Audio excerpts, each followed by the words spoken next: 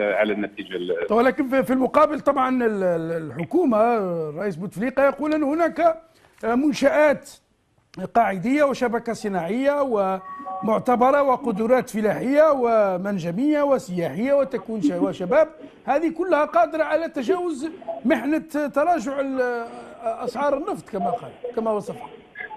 الارقام واضحه. يعني واش يحوس يطلع الماء مع العقبه ولا يغطي السمش بالغربال؟ الانتاج الصناعي اقل من 5% من الانتاج الوطني الخام.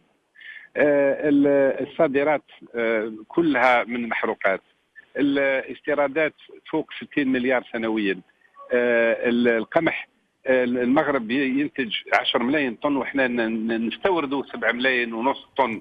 يعني وين انا رايحين؟ كل شيء واضح.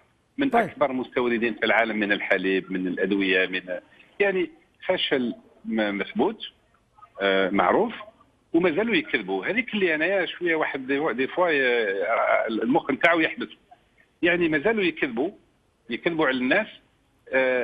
يا اما يحسبوا بالناس هذا الشعب هذا مغندف ما يفهم والو، والا عارفين باللي احنا عارفين باللي راهم يكذبوا ويقول لك دزوا معاهم.